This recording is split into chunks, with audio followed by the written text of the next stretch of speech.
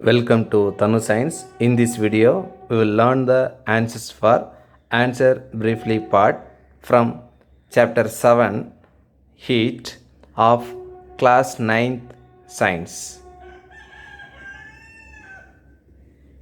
First one, define conduction. கண்டக்ஷன்னா சாலிடில் நடக்கும். பொதுவாக பணக்காரர்கிட்டேருந்து ஏழைக்கு காசு போகும். அது மாதிரி தண்ணி உயரமான இடத்துலேருந்து பள்ளமான இடத்துக்கு போகும். ஸோ அந்த மாதிரி கண்டக்ஷன்னா ஹை டெம்பரேச்சர்லேருந்து லோ டெம்பரேச்சருக்கு ஹீட் ப்ரொபகேட் ஆகும். ஸோ அதிகமான டெம்பரேச்சர்லேருந்து குறைவான டெம்பரேச்சருக்கு ஹீட் சாலிடில் கண்டக்ட் ஆகிறது தான் conduction. Now will see how to write.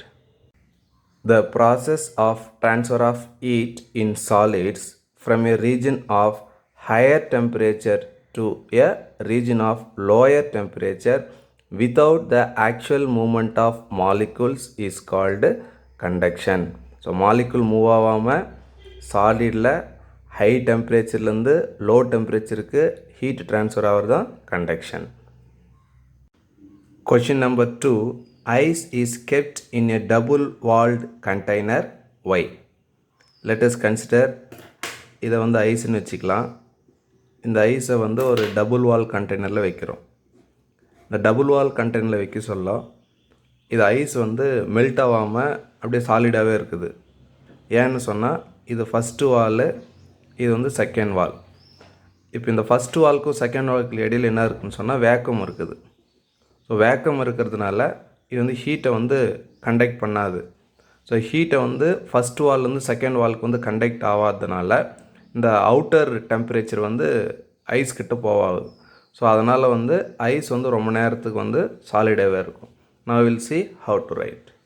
Reason: the vacuum present in between the two walls prevents the transfer of heat from the first to the second wall and hence the ice remains in the solid form for a longer time period.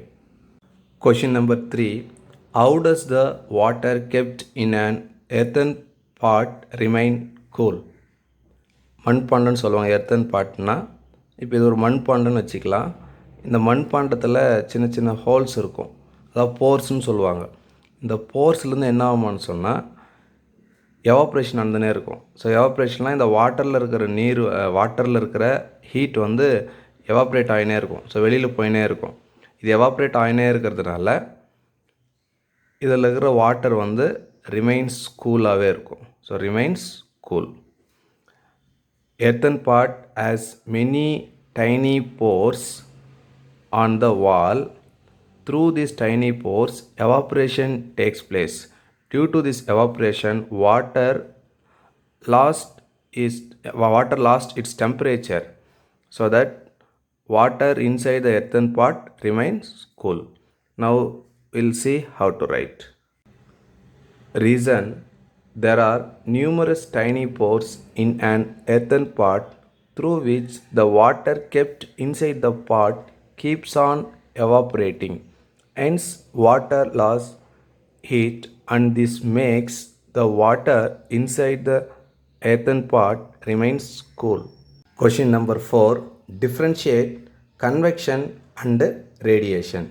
இப்போ convection எல்லாம் நடக்கும்னா ஃப்ளூயிடில் நடக்கும். அப்போ இதுக்கு matter must required. எதுனா matter, அதாவது லிக்யூடோ இல்லை கேஸோ எதனா இருந்தால் தான் கன்வெக்ஷன் நடக்கும். ரேடியேஷனுக்கு இந்த மாதிரி matter need not required. So matter தேவை கிடையாது. அதாவது மேட்ரு மீன்ஸ் சாலிடோ லிக்யூடோ கேஸ் எதுவுமே தேவை கிடையாது. இது வேக்கம்லேயே நடைபெறும். So it takes place in vacuum. இப்போ கன்வெக்ஷனுக்கு ஒரு எக்ஸாம்பிள் பார்க்கலாம். இப்போ இது வாட்டரு. இந்த வாட்டரை நம்ம ஹீட் பண்ணுறோம். ஸோ ஹீட் பண்ண சொல்ல என்ன ஒன்று, இந்த லோயர் ரீஜனில் இருக்கிற வாட்டர் டெம்பரேச்சர் அதிகமாக இருக்கும். ஸோ டெம்பரேச்சர் அதிகமாக இருந்துச்சுன்னா அதாவது ஹீட் எனர்ஜி அதிகமாக ரிசீவ் பண்ணிடுன்னு அர்த்தம். ஸோ ஹீட் எனர்ஜி அதிகமாக ரிசீவ் பண்ணால் டென்சிட்டி குறையும். அப்போ டென்சிட்டி குறைஞ்ச என்ன ஆகுனா இது மேலே போயிடும். அப்போ டென்சிட்டி அதிகமாக இருக்கிற கூல் வாட்டர் என்ன ஆகிடும், கீழே வந்துடும். திருப்பி இந்த வாட்டர் என்ன ஆகும், ஹீட் அப்சர்வ் பண்ண இதோட டென்சிட்டி ரெடியூஸ் ஆகும். அப்போ திருப்பி இது மேலே போகும்.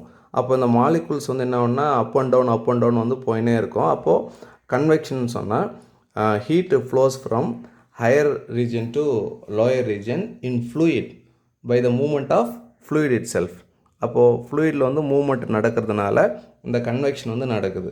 ஸோ கன்வெக்ஷன் என்னதுன்னா flow of heat through a fluid from higher temperature to lower temperature by movement of fluid itself. இப்போ மேட்டரில் பார்த்தோன்னு வச்சுக்கலாம், இது வந்து எர்த்துன்னு வச்சுக்கலாம். இப்போ எர்த்தை சுற்றி எல்லோன்னா ஒரு 1525 கிலோமீட்டருக்கு வந்து அப்ராக்சிமேட்டாக அட்மாஸ்பியர் இருக்குது. ஸோ அட்மாஸ்பியர் அப்புறம் எதுவுமே கிடையாது, வேக்கம் தான் இருக்குது. இப்போ இங்கே சன் இருக்குதுன்னு வச்சுக்கலாம். அப்போ சன்னிலிருந்து எர்த்துக்கு வந்து ஹீட் வருது. அப்போது இங்கே எதுவுமே இல்லை, ஆனால் ஹீட் வந்து வருதுன்னா வேக்கத்தில் வந்து ஹீட் வந்து ட்ரான்ஸ்ஃபர் ஆகுது. அப்போது ஹீட் ப்ரொபகேஷன் வந்து த்ரூ வேக்கம்னா அதுதான் வந்து ரேடியேஷன் பேர். ஸோ ரேடியேஷனுக்கு வந்து எந்த விதமான பொருள் இல்லைனா கூட அது வந்து ட்ரான்ஸ்ஃபர் ஆகும், அது பேர் தான் ரேடியேஷன். அப்போது it does not require any medium for it's propagation, it takes place in vacuum. இப்போ டிஃப்ரென்ஸ் பார்க்கலாம் கன்வெக்ஷனுக்கும் ரேடியேஷனுக்கு எப்படி எழுதுறதுன்னு. Convection is a flow of heat through a fluid from places of higher temperature to places of lower temperature by movement of the fluid itself. Radiation is the flow of heat from one place to another by means of electromagnetic waves. Second point, matter must be present for convection. That is, matter in the sense fluid must be present for convection.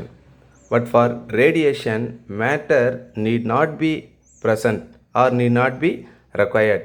It occurs in vacuum itself. Question number 5. Why do people prefer wearing white clothes during summer? இப்போ சம்மரில் வந்து நம்ம அதிகமாக white கிளாத்தை தான் prefer பண்ணுறோம். ஏன்னு சொன்னால் ஒயிட் வந்து எப்பவுமே என்ன பண்ணால் லைட்டெல்லாம் ரிஃப்ளெக்ட் பண்ணோம், அதே மாதிரி ஹீட்டு வந்து ரிஃப்ளெக்ட் பண்ணோம். அதே பிளாக் சர்ஃபேஸ் என்ன பண்ணோன்னா ஹீட்டை வந்து அப்சர்வ் பண்ணும். ஸோ பிளாக் வந்து ஹீட்டை அப்சர்வ் பண்ணுறதுல நல்லாயிருக்கும், ஒயிட் வந்து ஹீட்டை ரிஃப்ளெக்ட் பண்ணுறதுல நல்லாயிருக்கும். ஸோ அதனால் சம்மரில் வந்து ஹீட் வந்து அதிகமாக இருக்கும், டெம்பரேச்சர் அதிகமாக இருக்கும். அதனால் நம்ம ஒயிட் கிளாத்தை ப்ரிஃபர் பண்ணுறோம். ஏன்னா ஒயிட் கலர் மேலே அந்த ஹீட்டு பட்டுச்சுன்னா அந்த ஹீட் என்ன ஆகும்னா ரிஃப்ளெக்ட் ஆகிடும். ஸோ ரொம்ப கம்மியாக தான் அப்சர்வ் ஆகும். ஸோ அதனால் நம்ம பாடி வந்து கூலாக இருக்கும். இப்போ எப்படி வருதுன்னு பார்க்கலாம்.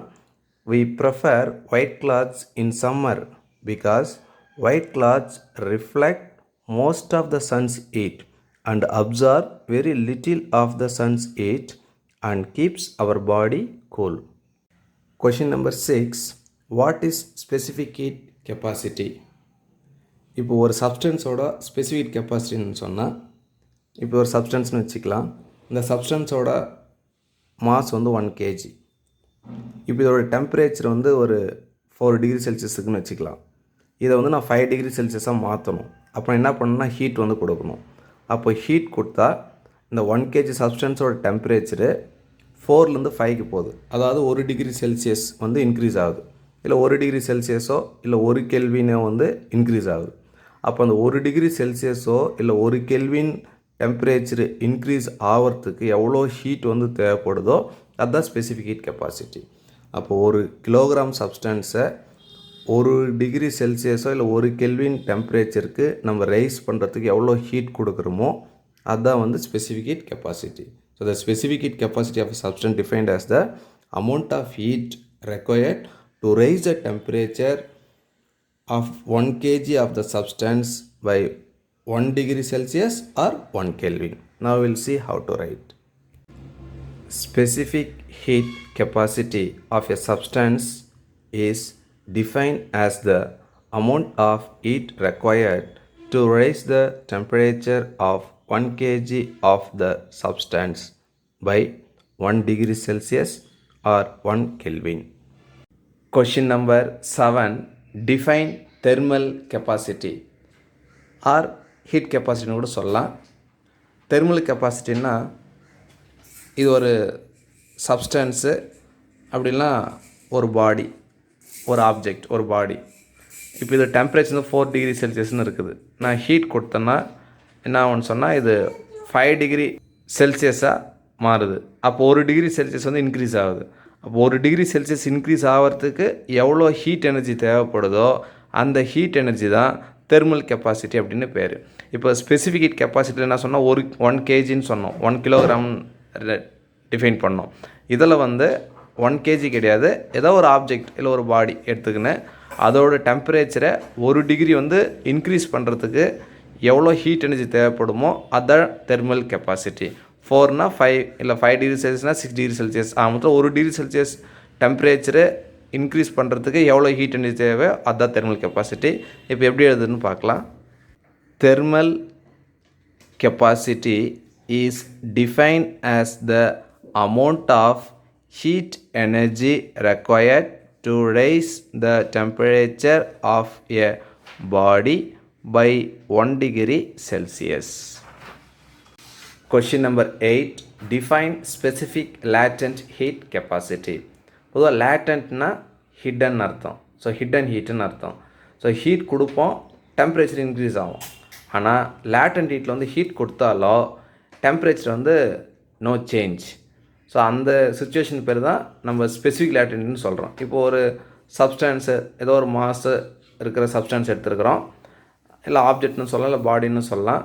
இப்போ இது வந்து சாலிட்லேருந்து லிக்யூட்லேயோ இல்லை லிக்யூட்லேருந்து சாலிட்லேயோ இல்லை கேஸ்லேருந்து லிக்யூடுக்கோ இல்லை லிக்யூட் டு கேஸோ இந்த மாதிரி சேஞ்ச் ஆஃப் ஸ்டேட் ஏதோ ஒரு சேஞ்ச் ஆஃப் ஸ்டேட் நடக்க சொல்ல ஹீட் எனர்ஜி வந்து அப்சர்வ் ஆகும், இல்லை ஹீட் எனர்ஜி வந்து என்ன ஆகும்னா லிபரேட் ஆகும். ஆனால் டெம்பரேச்சர் வந்து நோ சேஞ்ச். ஸோ இந்த சுச்சுவேஷன் பேர் தான் specific latent heat. So specific லேட்டன்ட்னா amount of heat energy absorbed or liberated during the change of state without change in the temperature. Now we will see how to write. Specific latent heat is the amount of heat energy absorbed or liberated by unit mass of a substance during change of state without causing any change in temperature. Thank you, students.